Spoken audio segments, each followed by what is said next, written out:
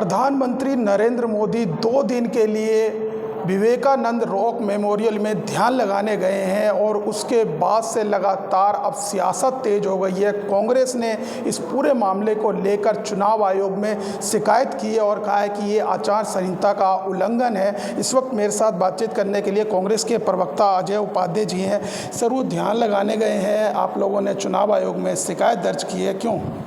देखिए, ध्यान लगाएं, पूजा करें, सनातन परंपरा में जो भी चीज़ें हैं करना चाहिए, कोई बुराई नहीं है। पर जो परिस्थिति है और जो समय है, प्रधानमंत्री जी प्रधानमंत्री होने के साथ साथ आज वो बनारस के उम्मीदवार हैं और बनारस के उम्मीदवार होने के नाते चुनाव आचार संहिता कहती है कि चुनाव का जो ये साइलेंस पीरियड है ये मेंटेन रहना चाहिए। अब वो ध्यान लगाने गए हैं, ध्यान भटकाना चाहते हैं, जनमानस के मुद्दों से अपने आप को दूरी बनाए रखना चाहते हैं, ये उनका है। पर चुनाव आयोग को जो कांग्रेस पार्टी ने अधिकृत तौर पे जो शिकायतें दर्ज कराई है, उसके तहत मानना है कि इस सारी प्रक्रिया को जो कैंपेन का जो उनका एक नया तरीका इन्होंने ढूंढा है, कम से कम इसको प्रसारण नहीं होना चाहिए। और चुनाव आयोग के शिकायत दर्ज करने के बाद भी अभी तक कोई उस पर कार्रवाई नहीं की, ये अपने आप में दुखद है। जहाँ तक बात मोदी जी की है, मोदी जी का ये तरीका पहले से भी रहा है। पिछली बार भी चुनाव के दौरान उन्होंने जब एक फेज़ में चुनाव होता था, दूसरे फेज़ में वो कहीं और चले जाते थे, तीसरे फेज़ में कहीं और कोई जवाब नहीं मिला चुनाव आयोग से? अभी तक तो ऐसी कोई चीज़ें नहीं आई हैं। जो हमारे मीडिया डिपार्टमेंट के प्रभारी जो हैं, प्रभारी महासचिव, उन्होंने अभी आपके सामने चर्चा भी की है, जयराम रमेश जी ने।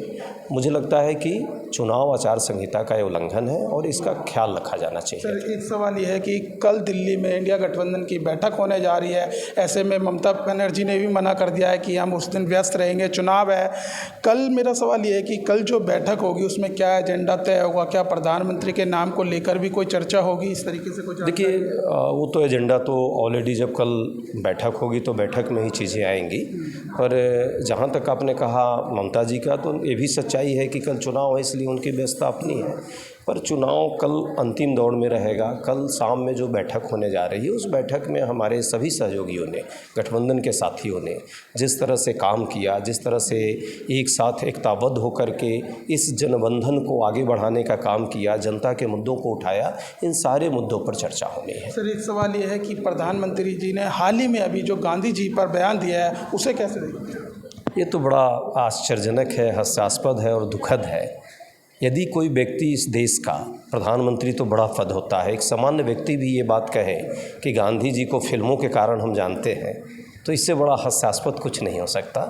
पूरा विश्व महात्मा गांधी के आदर्शों को, उनके चिंतन को, उनकी सोच को, उनकी शहादत को और उनके दृष्टिकोण को, जो विश्व दृष्टिकोण, वैश्विक दृष्टिकोण उनका था, उसको स्वीकारता रहा। आज से नहीं, जब ये ज़माना नहीं था आईटी का, जब ज़माना नहीं था इतने प्रचार प्रसार का, तब भी विश्व उनको पहचानता था फ़कीर के तौर पे। याद कीजिए 1931 में जब वो इंग्लैंड गए थे राउंड टेबल मीटिंग के लिए, तो हज़ारों की संख्या में उनके स्वागत के लिए लोग खड़े थे।